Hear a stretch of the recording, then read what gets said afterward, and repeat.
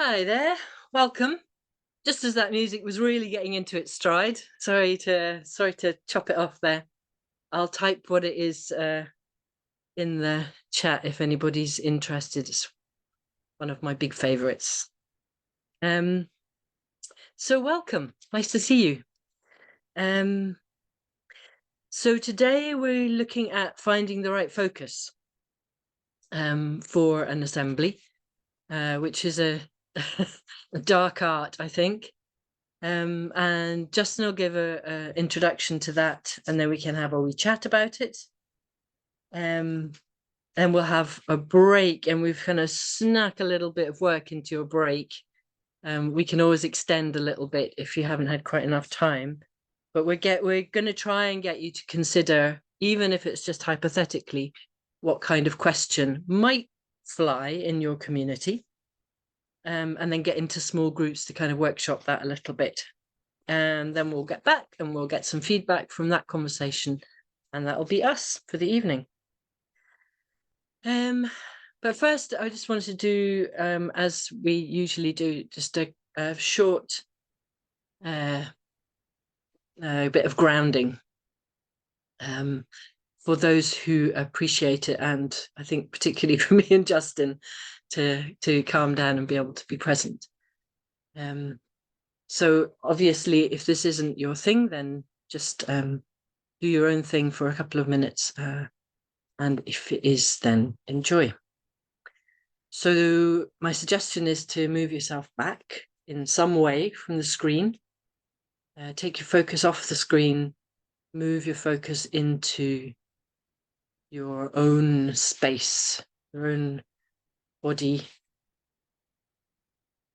And maybe take a couple of big breaths if that's something that helps you to relax.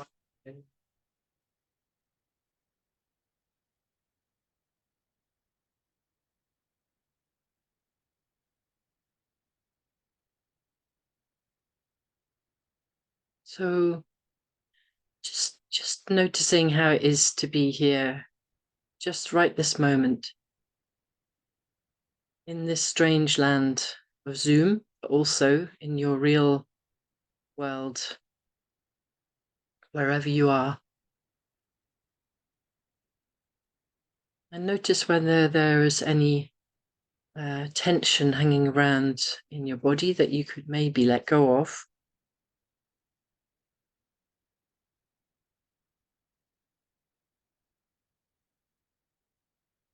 It'd be useful to use your breath. You can breathe in and focus on the area that is feeling tense. And when you breathe out, just let that area relax.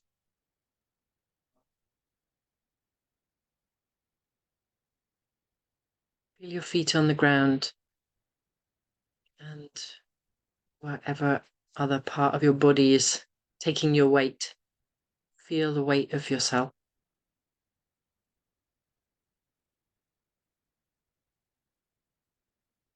Just being here and existing separately from whatever it is you're engaged with in the moment.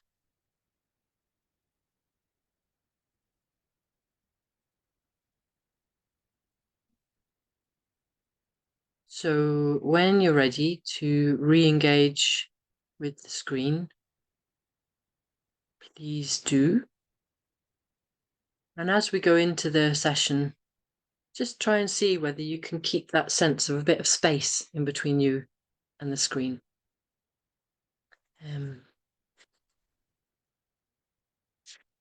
Because it might feel nice. All right, and we're going to pass over to Justin. Well, do you want to start with a check-in, Eva? Are we just... Thank you. I totally forgot about that. One of the most important things in the evening is to say hi to one another. So we're going to make us breakouts of 3 people, I think. Yes.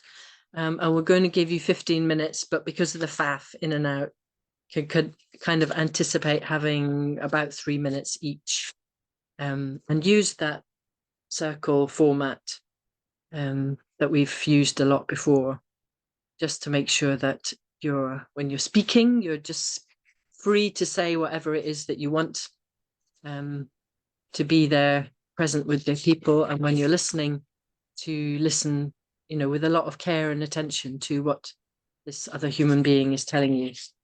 We had possible questions for you to consider, but obviously you can use the check-in to say whatever you like. You might want to talk about how you're feeling today. If you manage to do any of the homework of engaged listening, you might want to check in around that with other people. And you might want to reflect on if there are any big issues in your community just now, or anything else. So Joanna will open the checkout room, the breakout rooms. Justin? I think it may have been 4 people, was it, Joanna? Were we? Yeah. So it's 4 people, 3 minutes each.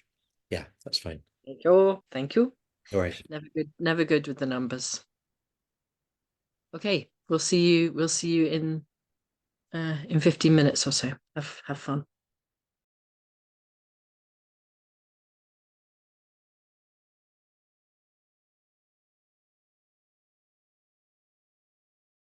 Yeah, I would love to check out with you. Check in, not check out with you all. Thank you. We can let you eat and have a bit of time to eat before you check in. Also, okay, we've even got the recording on this time. Brilliant. So we talk and just 3 slides, looking at 3 of the assembly processes we've been engaged with. So we're going to look at the Heart Talk Porty process we did in Portobello here, where we live. Look at the Scottish Government's Climate Assembly that we were involved in, very involved in, and then look at Torry and what happened there. And this is really just about trying to find the focus. What's the focus of the assembly? What's the question we're asking?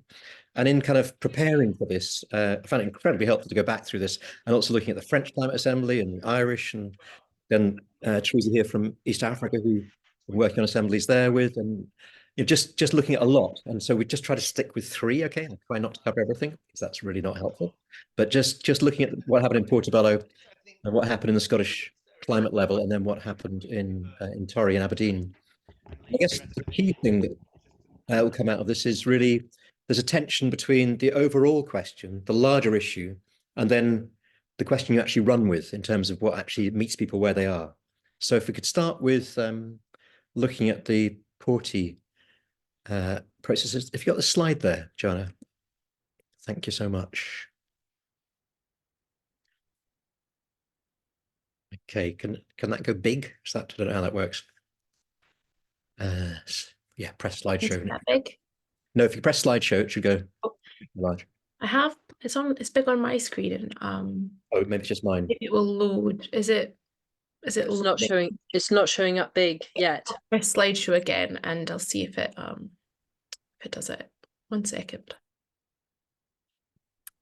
Oh.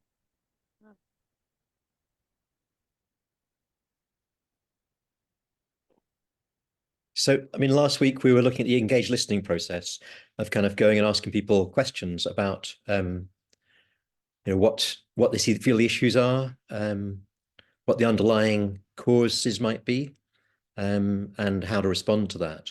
And so in terms of Portobello, this was kind of coming out of the pandemic. We'd been asking people questions, the kind of, what are the issues that matter? Why do you think they're happening? And how should we respond to them? So we had a very big question that came out of that, which was up there on the screen, which is coming out of the pandemic, facing multiplying crises. How do we draw on the resourcefulness of the people living here so everyone is included in a caring community now and into the future?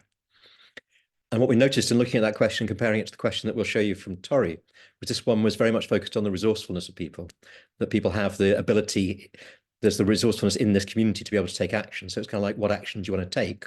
So that was the large framing question coming out of the pandemic, looking to the crises that are on their way to us if they're not here now. How do we respond? But the actual question that then came out specifically was, what's your big idea for Portobello?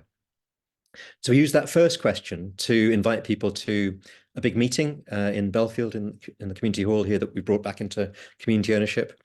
And in that meeting, Eva ran a kind of guided visualization for folk where in asking people if they would step into the future, 2030, 2035 or something, and smell and taste what's it like. What's the smell of Portobello there? What's the taste? What are the sounds? What are you hearing? So really imagining themselves in their bodies into the future. And then from being there, what's changed? What's happened? What's different to what it is now? And then we got into small groups, and people then were asked, you know, what's your big idea for Portobello? What do you want to talk about? And the group I was at, people were clearly really motivated by that experience of thinking to the future to come up with some really quite powerful ideas. And out of that came these 14 conversations, which I don't think you can read because it's too small on the right there. But they're, just to let you know what they are, they're about kind of creating a community cinema, a community fridge to deal with waste and poverty and respond to poverty, around work, around how to make the place accessible and transport being sustainable, around responding to new developments, around education. All sorts of conversations happened. And out of those, a few very striking initiatives then happened, such as the community fridge, which is a really big and effective initiative here in Portobello. So just in this example, the initial question was really what drew in people who have the energy to do something about what's going on. And then once they were there in that assembly type workshop, they were taken through that kind of guided visualization, as well as a lot of other processes. And then from that, what's your big idea for Portobello? And then we had this distributed assembly of many different conversations. It wasn't one assembly, it wasn't one question, it was many different questions considered. So that's one model, and then I'll take you through the other two. So that's Portobello. The next one's going to be the Scottish Government's Climate Assembly, and then after that we'll look at Torry and Aberdeen. So Joanna, if we can just go to the next slide. A bit of a frightening slide, this next one, lots of words on it. But if you look at the left-hand side of this, the question the civil servants have proposed was something like, how should Scotland respond to climate change? And we were two Extinction Rebellion representatives on the stewarding group that was deciding on the shape of the assembly, deciding on the questions, deciding on what experts to bring in and so on. And so we were 2 out of 25, and the other 23 were all handpicked by the civil servants involved. And they range from members of all the political parties, MSPs, to people from business, from the oil and gas industry, from right the way across.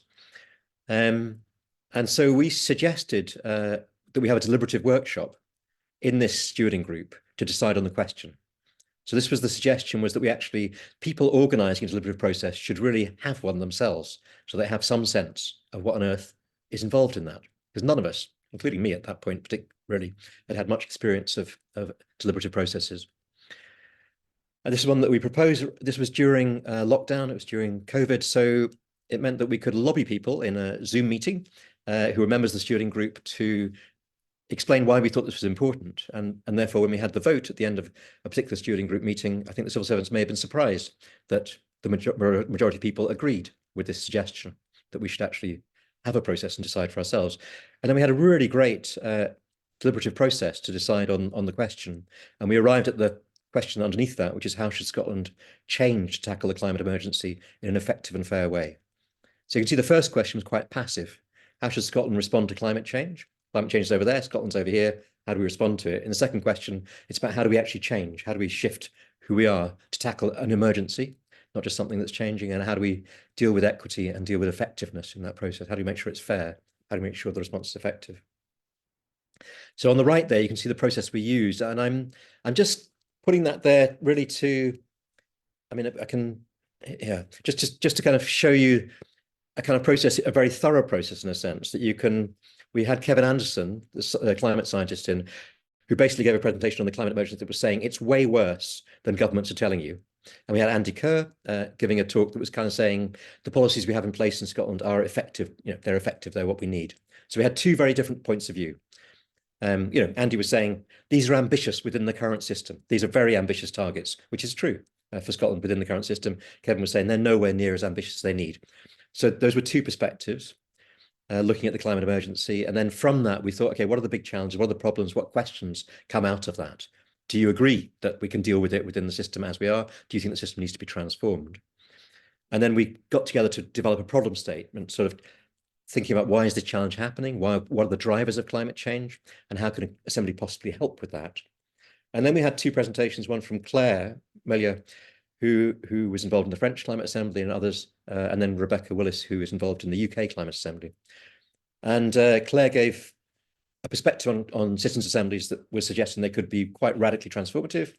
Rebecca was really saying that they can advise governments on what governments need to do, but it was quite a, so they both gave very good presentations. Again, one was quite radical and one was quite within the system that we're in.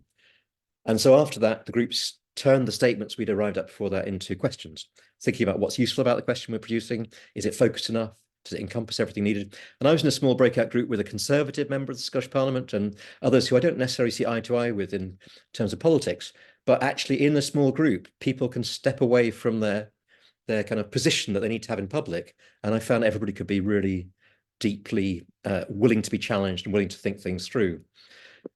And on the left there, I'm taking something from Oliver Escobar's writing, and again, you can't see, I'll send this out so that people can actually read it. But the basic on the left there is about inquiry. So it's all about the conversations you're having in this small group are about exploring, learning together, co-creating meaning, building relationship. That's dialogue. That's about just really engaging and listening and valuing each other's opinion. And then on the right, you've got the deliberation, the advocacy element, where you're kind of exchanging your positions, you're weighing the alternatives, you're making decisions, you're kind of arguing. But if the left hand is happening, if that kind of respect for each other is happening, and a real deep listening is happening, then you can really listen for what is important to what this other person's saying. And they can be listening for you, and you can deepen your approach. And I guess the thing I wanted to suggest is that we tend to occupy political spaces where we have a position and somebody else has a position, and we try and argue and disagree with them. At the next level down, we try and listen rationally to each other and kind of compromise, reach trade-offs, reach agreements about, well, you think that, I think that, so how do we both coexist in this place? At a third level down, at a deeper level down, you can arrive at a solution which is very different to what you thought and what they thought. And this is what we can call kind of deepening through difference.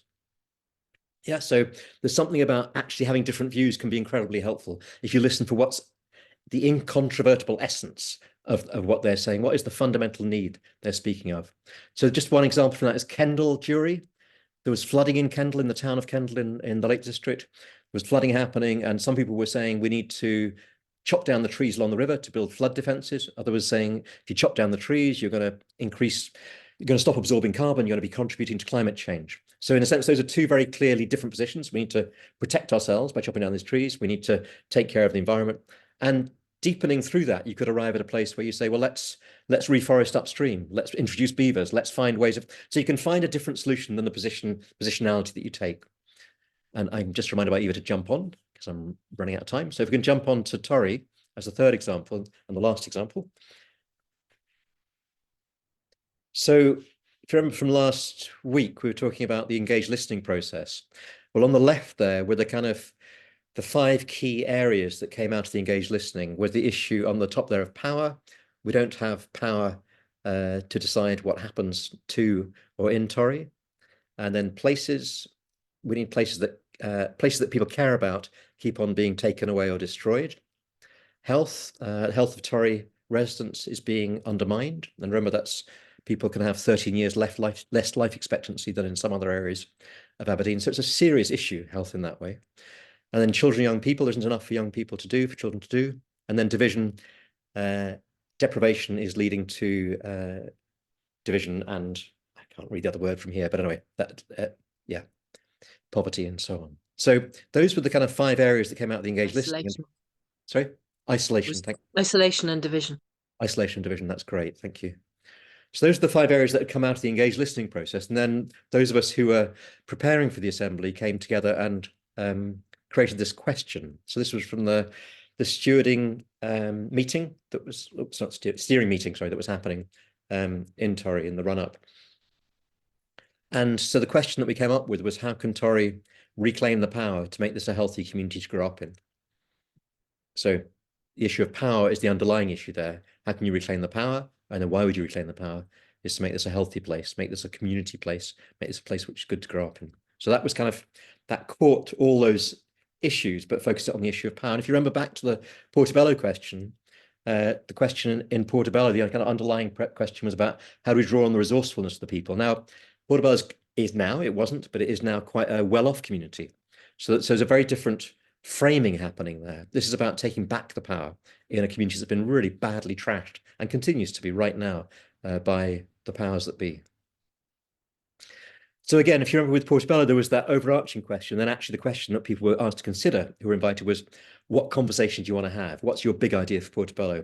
Well, in terms of the Assembly and Tory, though that large question was the framing, in fact, the question that arose and that the Assembly, the two-day Assembly focused on was, what do you want to see happen at St. Fittick's Park and how will you make it happen? And that's because the Scottish Government had made the decision 2 weeks before the Assembly to not oppose St. Fittick's Park being the last green space in Aberdeen, in Torry, being taken away from the people and being industrialised for the harbour and all the rest of it. So just wanted to highlight this kind of difference between the large framing question, which you can see there, and then the very specific one.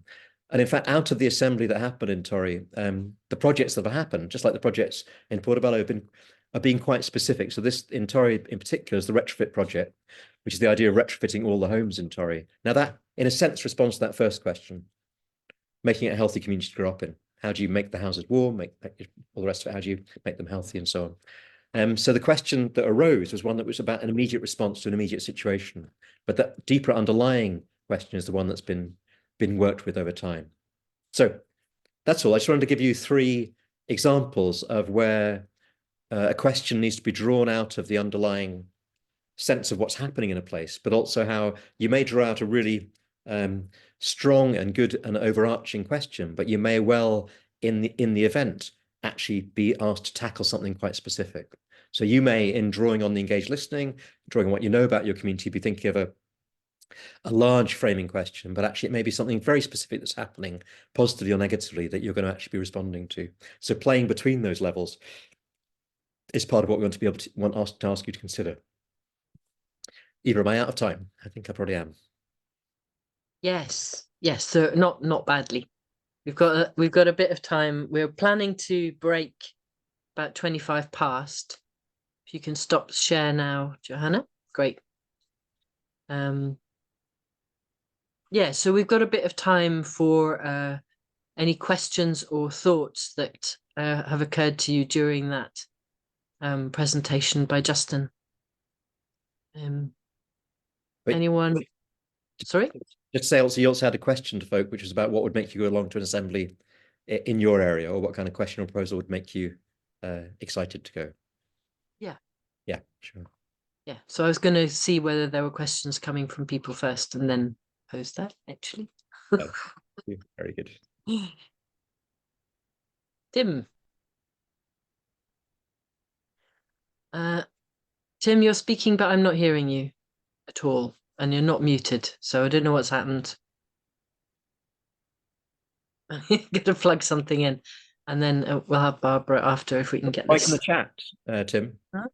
Hang on, he's plugging himself in. Hello. No. Yes. Yep. Still no job. Yeah. Good. All good. Sorry about that. So there's one kind of. It seems like there's one kind of big picture, sort of zoom out question, which is about kind of structural power and not. That's like one. And then you got one kind of very specific. There's this space. It's happening right now. What are we going to do about it? I was wondering if you could just say something, and I know it's kind of a big topic, about how the community responds to those two things, because I found sometimes it can be daunting for a community to approach a big picture conversation. It feels like there's nothing you can do, and it's kind of can be overwhelming, and it just feels it can be a bit demotivating trying to look at something so big. Yeah, no, that's great. Can I quickly respond to that? Yeah, so in terms of Portobello, I mean, in a sense, that's why we ask people, what's your big idea? So that people could have very focused questions. So they weren't trying to bite off the whole thing. They were just focusing on the area that actually interested them and engaged them. So that was how we approached that there. And in Torry, yeah, it was, I think, Brian, you were at that meeting where we brought up those different issues that had arisen from the engaged listening. And we were kind of saying, what's your priority? What matters most to you? And the response was, well, it all matters. And it's all connected. Don't ask such a stupid question that one of these matters more than the others, which is why we kept that large question. And then we were kind of kicked into having a specific focus by the Scottish Government making its decision to allow the park to be destroyed. So I don't know what would have happened in that assembly if that hadn't happened. I'm curious, Tim, because I think your point's really valid, is that taking on the whole picture can be disempowering, whereas having a much more clear focus might not be. I certainly know in the Scottish Climate Assembly, and if you think about the French Citizen Assembly too, having the big focus is okay if you're getting the input that can allow you to arrive at quite big answers to that situation, but that's a different level. So yeah, I agree with you. You can get disempowered if you don't focus, and that's why I think both of those ended up focusing in very different ways. And would you say that it's better to focus on an immediate question in the beginning to build a sense of being able to deal with things, and then a little bit further down the road, when you've got a sense of yourselves as a community and what you can do, then you can start to expand? It's better to go that way, right? That's my intuition. I think that can be really right. And in fact, in Portobello, in a way, we had done that because we brought Belfield back into community ownership. So we'd made a specific move that had kind of proved itself as effective, and then asked a larger question after that. But I agree with you, there's a real tension between what's the calling question, what are people actually going to bite on, and then how do you move to the large? And I would agree with you. I think that's probably the right way around to do it. Barbara, I think you were next. Was that right? Yes, thank you. Yeah, just something that we were just kind of starting to talk about a little bit in the group before we came back to the main session, is the politics with a small p that sometimes exist within small communities, and people, because of historic disagreements or conflict, you kind of get into that situation where, oh, I'm not going if that person's going, or yeah, just the kind of the pre-existing relationships. And obviously actually having a neutral third party coming into that situation can be quite beneficial because they're not associated with any of that historic tension. But if you don't have somebody coming in, or if that does arise within the process, then yeah, what's the solution to that? How do you bring those people together? And I can't remember who it was, but somebody kind of said something about beef in it, and I was reminded of the couple that have their podcasts based on What's Your Beef, and they sit down once a week and basically just tell each other what's bugging them about the other person. And it's just like, kind of, you're not really allowed to respond, you're not allowed to make excuses, you just have to accept what's being said and think about it. And I'm just kind of wondering if there's something there about a facilitation exercise that could be teased out for use across different people and groups. But interested on your take on that. There's so much in what you're saying. I'm just going to respond to the first bit, because that last bit is fascinating, and there's a lot.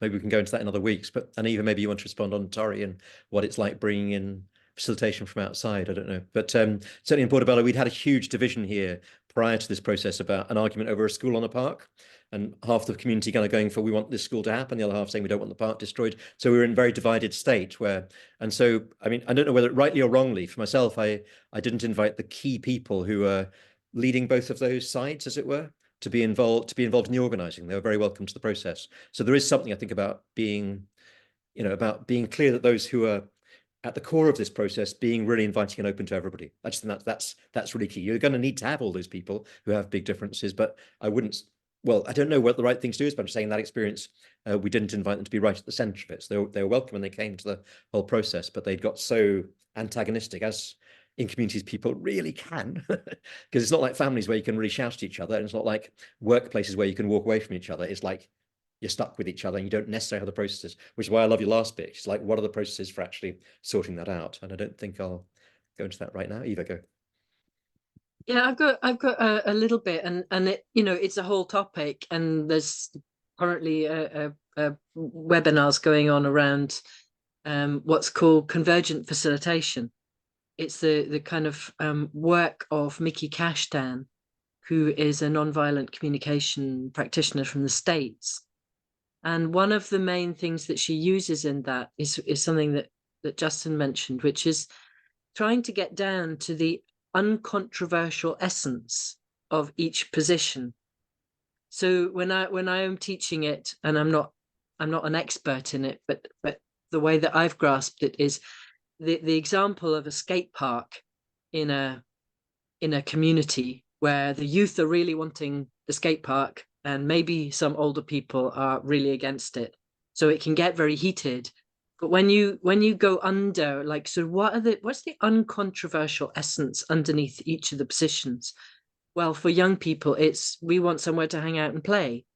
So it'd be very unlikely that anyone should say young people shouldn't have somewhere to hang out and play.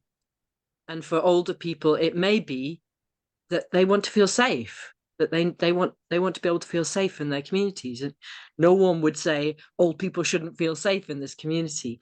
So you're kind of boiling down those positions of skate parks really rubbish and there's going to be all these noisy young people and skate parks is what we want and it has to be like this, into positions that are really understandable to the other party.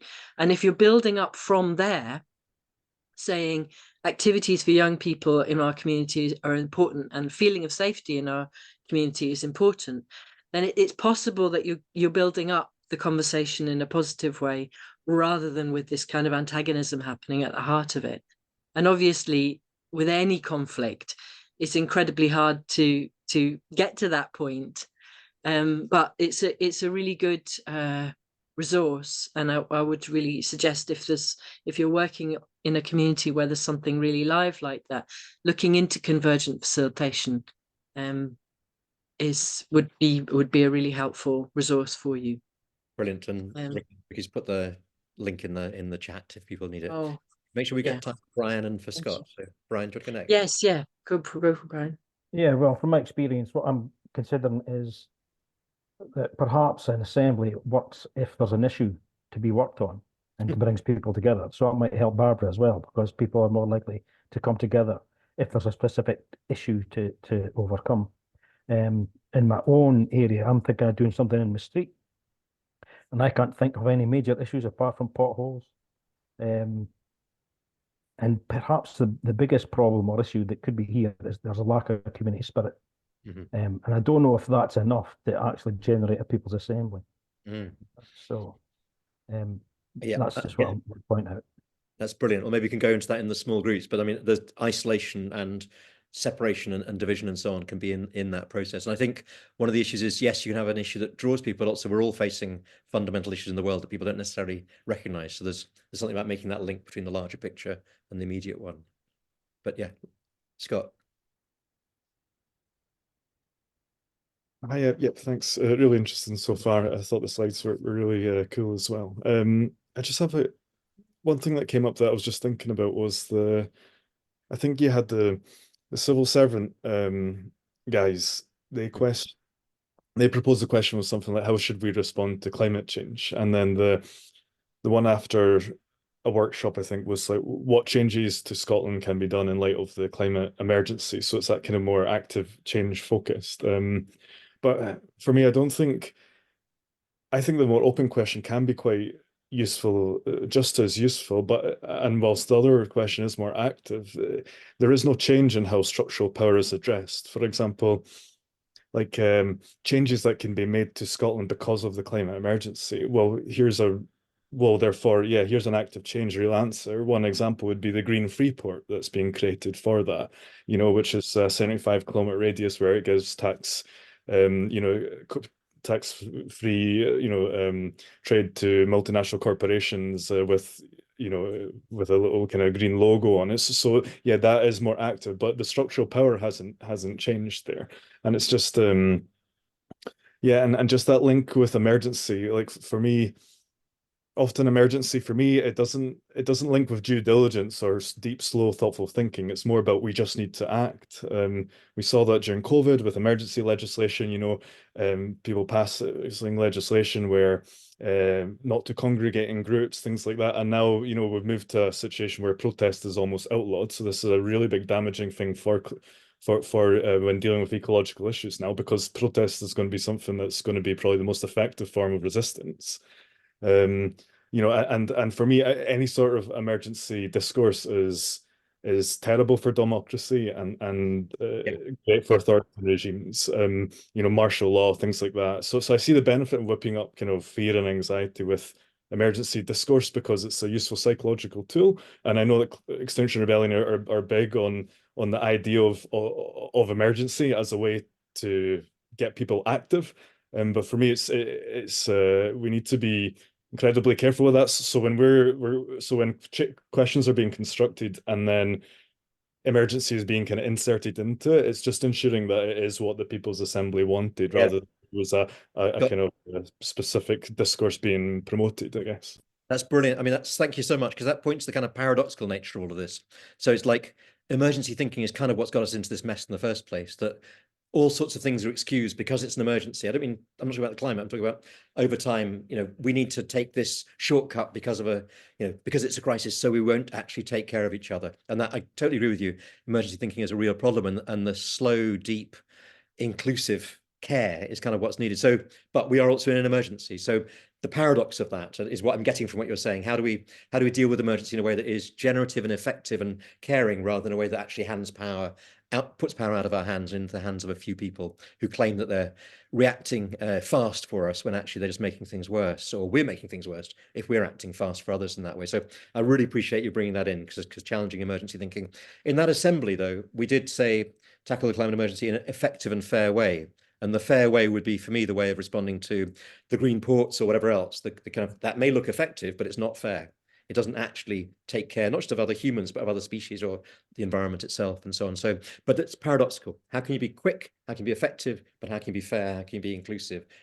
And how can you recognize an emergency but not respond with the same way of thinking that got us into that mess in the first place? Which I think is what I'm getting from what you're saying.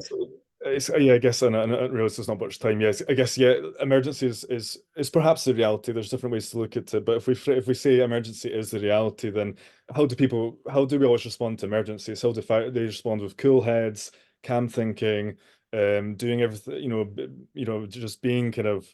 You don't then live in the emergency, otherwise you're screwed, right? Because then you're overwhelmed and you're making decisions all over the shop. So when I work with grassroots groups, I don't feel that they frame things through words like emergency or through resilience. They frame things through, how can I connect with my neighbor, or just exactly what Brian said in the last thing. So when I see kind of questions framed as grassroots, but then I see the talking points being inserted, I just have to critically question that sometimes. Mm-hmm. No, and it's interesting that one was a national level process and the others were community level. So there's a big difference between those, and the community ones have kind of, the national one can easily be captured in the way that you've described. I'll stop. Sorry, I would otherwise respond. Go on, Eva. Yep. Sorry. Okay, because we need to move on, and that includes giving you guys a bit of a break, but with homework. So this is the question that we're suggesting you mull over while you're making your tea or whatever else you do in your break.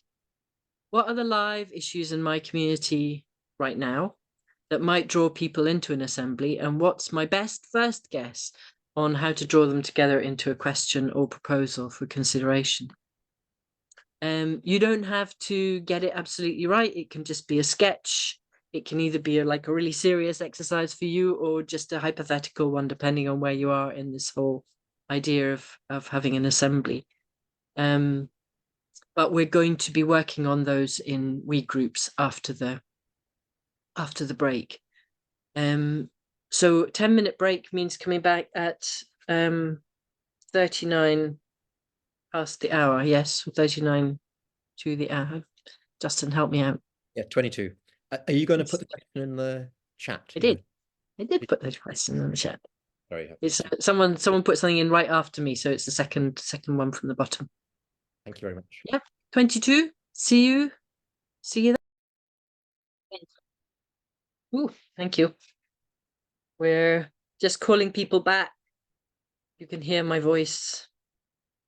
This is your cue to come back.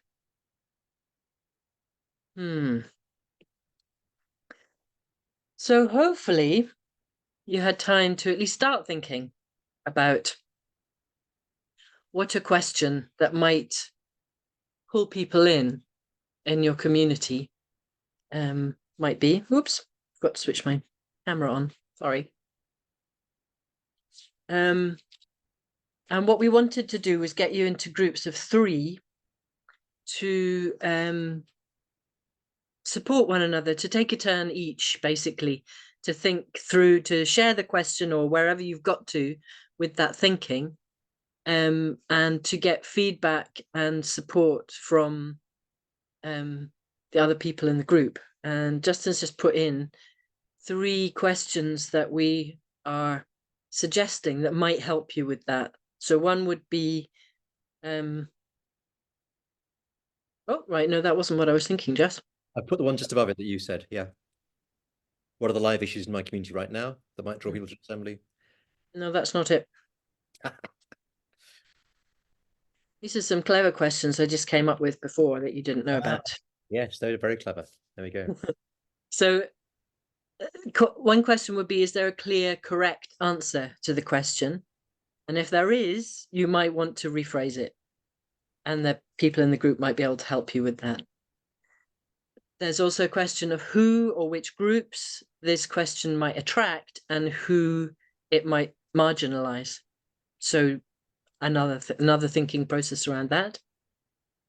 And are there crucial issues within the community which can't be addressed via this question? Obviously, within the world, there may be many questions that can't be addressed, but within the community, have you managed to phrase something that catches the main issues that you think are important in the community? Or are there bits that are missing? And is there a way of rephrasing or reframing the question to be more inclusive of the issues that are around? So none of these questions have right answers. They're just attempting to try and help you think around making those questions better. So if we can, sorry, Justin. So is this people, if people here have an idea of what question they want to ask, is those relate to that? Is that right? Yeah.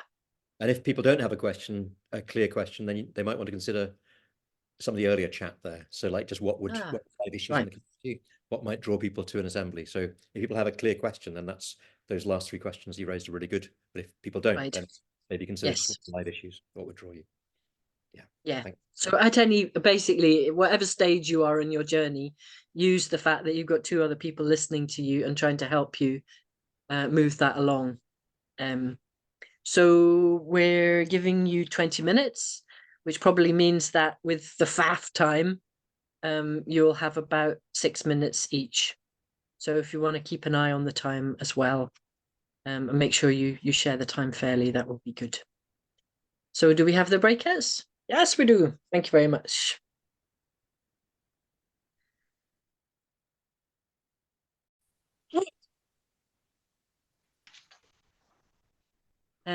Welcome back.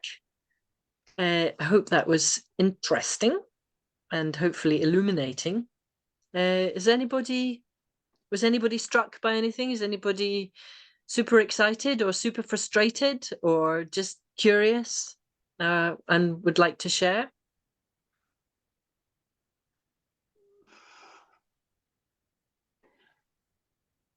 Okay, well, Diane, then David. Right.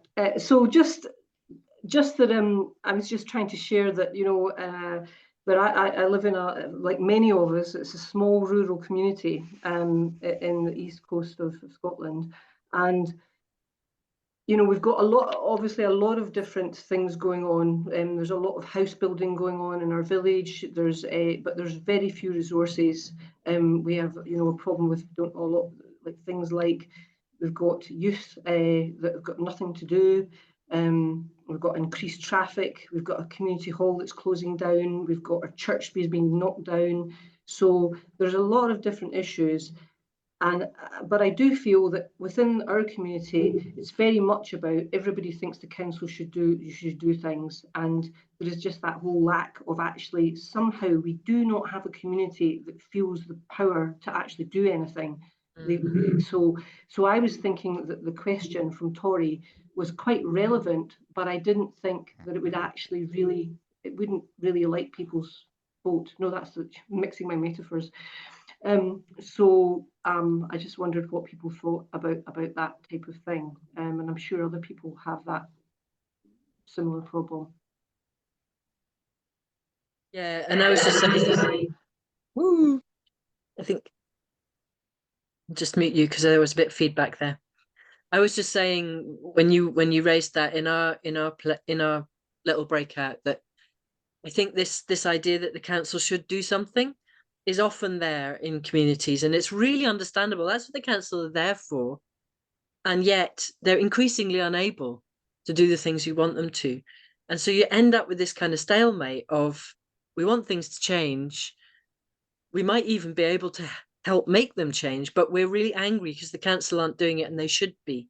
So there's that big should for the council gets in the way of what otherwise might be some quite potent local action.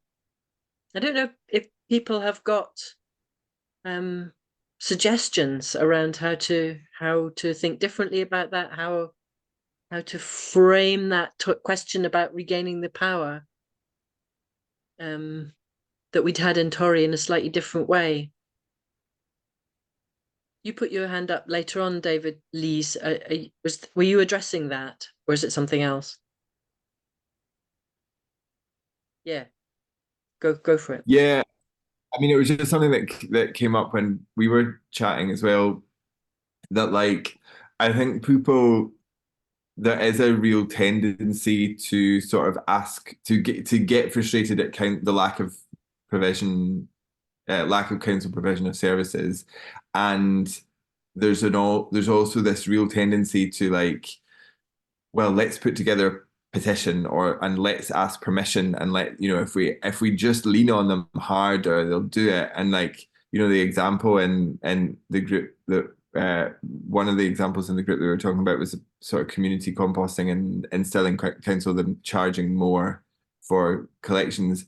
And it's not because they want the endeavour to wash its face, it's because they don't want to do it. And if they think if they make it a little bit more expensive, they demand it and they won't have to do it. So I'm curious about like, how do we frame questions around what are the things that we can just do for ourselves that actually we don't need to ask permission for at all, that we can just do, and sort of lifting some weight off the notion that like councils should, because like I do so wholeheartedly think there are many things that councils should be doing, but we just need to move on from that because they're just not going to do it. And if we get caught keep tripping up in, oh, they should be doing it, then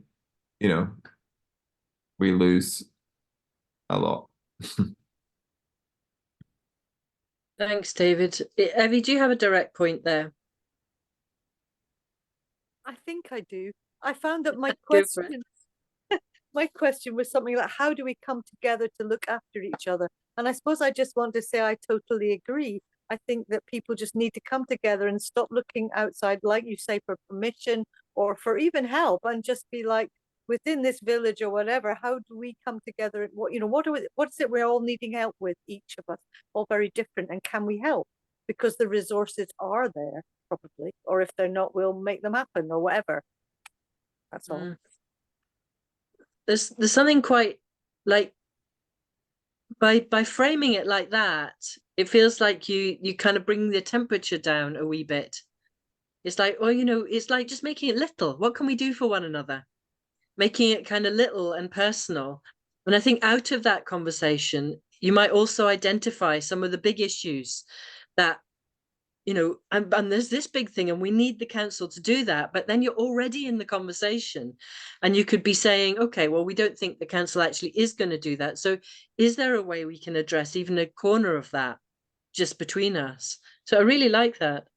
Yeah, because we have things like this big bus that comes, never enough for people, and it's always empty, or like two little old ladies. And I'm thinking, surely we could arrange a car share between us, or there's small solutions that are possibly better environmentally, and that's just one tiny thing. And everybody's got different needs, or maybe somebody can look after your kids while you manage to get out to work, or whatever it is. So that to me goes back to the kind of pathways out of an assembly. So one is taking action ourselves that we can take, but the second one is engaging with power in a way that either gets it to do something or beseeches it or implores or blockades it or whatever, but engage with power. And the third is linking between communities. And I guess I'm just wondering, I mean, there's a fear that in taking action ourselves as communities, we absolve government, whether it's local or national, of the fact that they should be doing this. And that's a lot of people's anger about community action is, well, bloody hell, you're just taking it off them. You may be middle class and have the resources to do that. Somebody else doesn't next door to you. So it's really kind of absolving the system of, so I guess a question I've got is, if we take the action as a community, should we also be getting the resources to do it rather than those resources going to government? And that then comes back to the equity question and the sharing out and the, you know, not actually passing the resources, and not just to government, but to those incredibly rich people who kind of have become the government in some ways. So yeah, sorry, Evie, go on. I just muted myself. Well, good. I think government deserves to be ignored as much as possible. And then maybe also if you are a middle class community, which I don't think any community is wholly one class, but if we've got the resources, let's just do it. And then for the communities that really need help, like that are really fucked over, then maybe government should help them. You know, give it priority.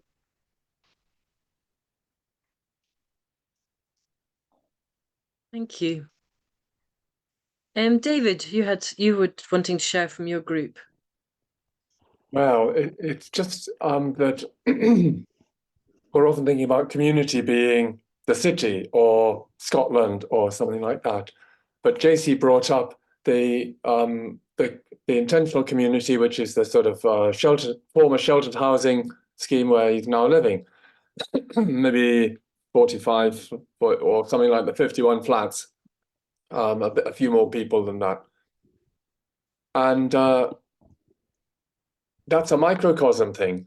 And so some of these techniques that you're talking about, you're encouraging, are equally applicable at a fractal micro scale about our street, or in his case, the building with, you know, 6-7 story building within which they live. And for all sorts of reasons, there's a bad landlord, bad factor, that sort of thing. You know, there's a common enemy, but you can't focus directly on that. So how do you get the people to come together in a friendly way, which is going to be effectively enabling different sorts of relationships to form?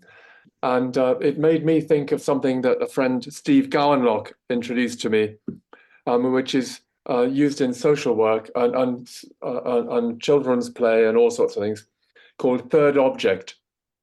Is that you focus on something else, and then the child in playing with the dolls can explain about how daddy hits mummy or whatever. And so, but you'd never be able to elicit that from the child or in an adult arrangement. But by having something which people can focus on, and the park perhaps was like that in Torry, it is that it enables people to share their dreams and hopes about the life that they want to lead, and that can be a good way of enabling conversations to happen that empower people and give them a sense of positive hope. So it's something to maybe look up. I haven't really looked it up online properly, just had Steve and others talk to me about it. Third object approach to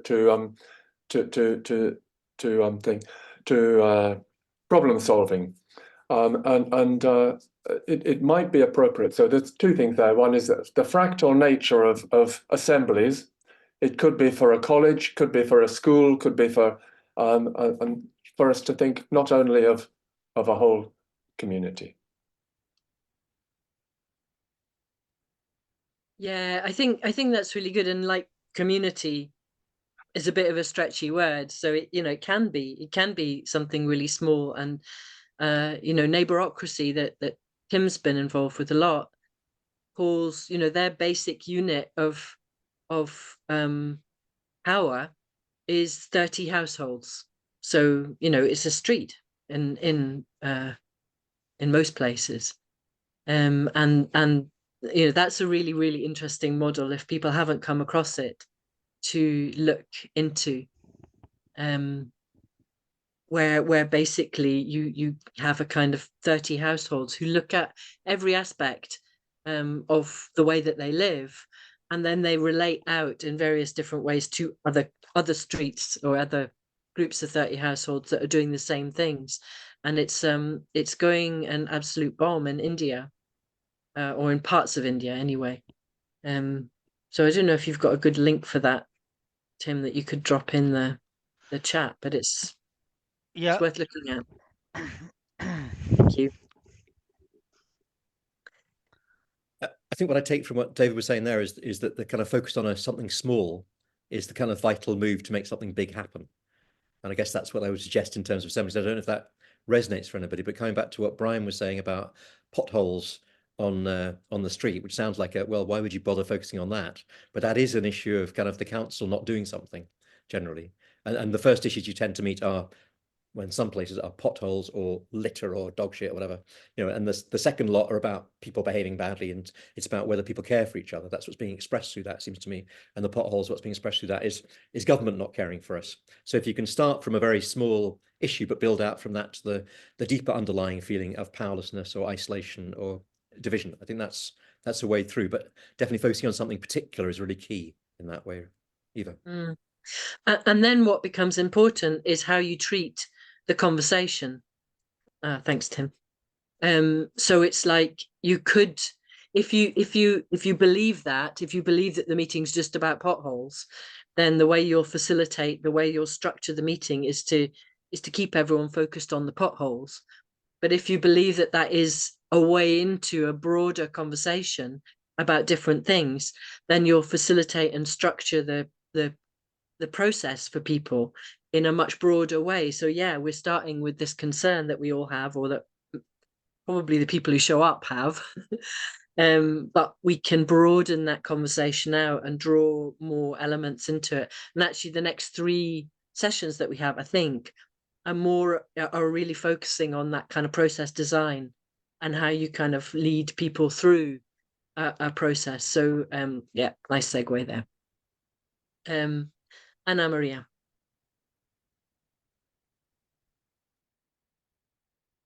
Just a quick comment, because like what I'm listening a lot is like not asking permission, and at the same time expecting and not expecting a government to take action, and how much input we have. Like primarily, I think what we do with like reclaiming the power and learning what we're learning in order to then actually take action in the communities where we live is to reduce the risk of people becoming less accountable. Like the whole point, I think, is to not rely on an external representative, right? And so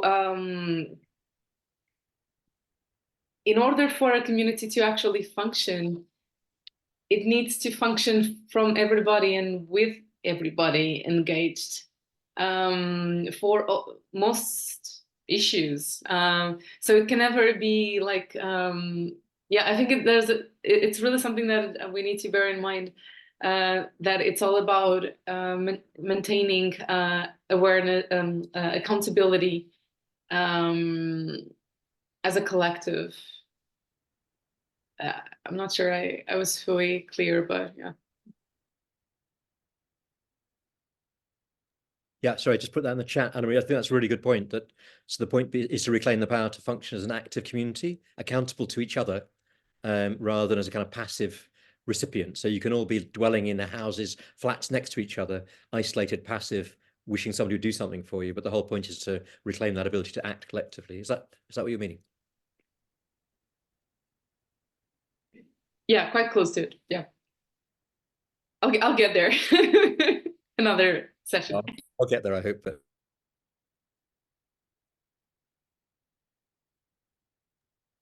I mean, any other thoughts from people just about that kind of the contrast we were presenting? Maybe didn't make much sense between that large overall picture of what you may think you're dealing with and the specific of what, if you're running an assembly, where you are. And I guess my question is, do any of you have a notion of what the question might be for you, or the issue that you might think that people around you would respond to, even if the larger aim is what I thought Anna was describing there, which was to build that sense of agency and ability to act. What specific might you focus on where you are? Brian, are we back to potholes? No, I don't think I would ask for a specific at the moment. I would try and bring people together so we can find what the issues are and then tackle it from that point of view. Yeah, that's a great answer, because that's what we were looking at last week, was the engaged listening, and that's the process you have to go through first before you can decide on the framing or the question. So yeah, that's great. Thank you. Justin, we had Scott in the chat say that Scott would be interested to hear about accountability as a collective and how we do that. Oh, right. Okay. And that was from something that you said, Anna Maria. I don't know if you've got anything more to say on that. Yeah, I don't think I have it refined enough to bring it here. I think if people gain a sense that they have a say, that they are heard, and that their opinion may result in something, I think that's already the first step in that accountability. I think that then triggers the loop of I am heard, therefore I'm engaged, therefore I can do something. And I think, yeah, it would be around those lines. Yeah. Can I respond to that? Because I mean, Vicky's question was, what were the three things that I was suggesting as pathways out of the assembly that we've been developing? And actually, Eva then came up with the fourth, which is actually now the first one, which is what Anna's referring to, which is personal empowerment. And we'd missed that out when we were saying pathways out of the assembly, what you can do just collectively, what action you can take, community garden, whatever else it happens to be, how you need to engage with power is second pathway. And then thirdly, how do you connect with other communities to make transformative change? But the first one is what Anna Marie was describing there, which is actually a process that empowers people, a process that enables people to realize that acting together can that just reclaiming. I think we're rendered powerless, all of us, wherever we are in this particular system. It does tend to render us, or you're powerful, you're privileged, your power is based on privilege, so it's going to act out in a way that is really marginalizing of others in the way that emergency thinking was being described earlier. So yes, you're acting, you're taking action, but you're ignoring others' needs in that process. So building the capacity to take action in a way that is really caring of and considerate of others rather than overriding others is the fundamental thing that you tend to lose as you go through a particular way of being brought up. But hang on, I'm an anthropologist, so ignore me. That's just me. I mean, there are many ways of being human, and we have a particularly strange one that we get pulled into. Sorry, Tim, I'll try and... Well, it looks like we have a direct point from Tim. I just wondered, JC, if your point is a direct point or a new one. Or will we let Tim jump the queue, or do you want to speak? Well, it's going back to the previous business about choosing a question, so maybe Tim should go ahead. Sure, thanks. Thank you for that. I can just be quick. It's just a bit about accountability as a collective. So I think you can't have accountability unless you've got a decision-making entity. You know, like a whole bunch of atomized people are not accountable, or they don't feel accountable. They're not an entity to feel accountable collectively. So you have to have a collective entity that, and a way of speaking, for example, a citizens' assembly, in order to have a sense of accountability. Okay, we're accountable for what we do because we're a thing. So this thing of being everybody being, and at the moment, I think most communities are in a space where everybody's just atomized. There isn't really a consciousness of a community present. And I think that the sort of first step for many of us is, how do you build this sense of community in order to then start having conversations about things, in order to then work out how to make decisions about things. And I think, like British society, we're just very atomized, and everything's very discrete and separated, and I've got my little group I do this with, and I've got another little social group I do that with, and there isn't a sense of like in place, or there's communities that form around certain things, like maybe around a primary school, or around this, or around a football club, or around that. But I think what I draw from neighborocracy is, like, if you can bring your neighbors together in the beginning, even if it's just like a street party, even if it's just to get together for anything, it's literally anything, just to get people talking to each other. And then from there you can build to, like, okay, we've got common interests, what we're going to do about it. But I think it's a bit of a step to get there. I mean, in neighborocracy, they just go around knocking on people's doors, saying like, "Come around my house," and they just knock on someone's door like 10 times till they go, "Okay, I'll go around your house." You know, it's absolutely like relentless, basically. Door knocking is one of the best ways to get people to turn up. I was speaking to some people who are doing assemblies in Hull, and they say they get, you know, exponentially more people if they manage to make the time to do door knocking than they do with just posters. It's like, it's the best way. It's that human to human contact. That's what works. It's talking to people. Let's just have a quick one from you, JC, and then I think we need to wrap up. Well, just very quickly, going back to the business about choosing a question, I would say my problem is actually choosing a question which is not too emotive, not too explosive. I mean, there's David's point about maybe finding a third object which you use to tangentially bring people together. I think Tim's point is crucial, that the business of forming a sense of solidarity amongst people is the first stage, I would say. And if you try and do that around a question which is just far too explosive, then it's going to be too difficult. Yeah, that's a really good point. I don't know if there's something live in your community, but communities go through phases. So sometimes there's a thing happening and everyone's talking about it, and it's like there's a lot of energy around. Like there was in Torry when we came, it's the park. And it kind of died down for a bit, and we thought we'd get away with a more general question, and then the park came up really strong. There was no way we couldn't have talked about the park. We had to. And there's been times in Portobello when it's been like that, but at the moment in Portobello, in our community, it's like, you know, there's no big community issue, at least not any that I'm aware of. And so an assembly would be probably on something more general, more kind of meta. Justin, you look like you've got a point. Well, it also depends how it's handled, though, JC. So it's like, you know, if there's an explosive issue to be handled, then that may be what needs to happen. So it's how it's handled then. But you wouldn't necessarily start with that. I think starting with community building with something less than that might be, but it just depends. If it's at the foreground, you can't avoid it. That's what's going to happen, even if you think it's on something else. That's what will happen in the room, in my experience, if there is something explosive there. But I guess what you and David were both saying is maybe there's a third way there where you focus on something else, even if that's the explosive issue that does come up. But we'll come back to that on the way through, looking at the design process next week, which I think, yeah, Eva, do you want to? I think we're into the last minute. Yeah, we need to wrap up, unfortunately. This has been a really, really, really interesting conversation. And yeah, I've appreciated it, and I don't know, yeah, why we've done it slightly differently from how we've done it before, and I found it a lot easier to engage with personally, and it's super exciting. So what we were suggesting for homework, if you feel like it and have time, would be, to the extent that you've managed to get there, would be to test your question in your community. Just talk to someone who lives near you about that question and see what they think. See if they think that it would be an interesting one, or whether they think it's terrible and you should never ever mention it, or somewhere in between. And you'll have an opportunity to reflect in the check-in next week if you manage to get round to that. So next week's session is going to be on structure and flow. So yeah, like I said, we're moving into that kind of design of the actual assembly, however long, you know, the day or the 2 days or 3 days that you have decided that your assembly is going to take.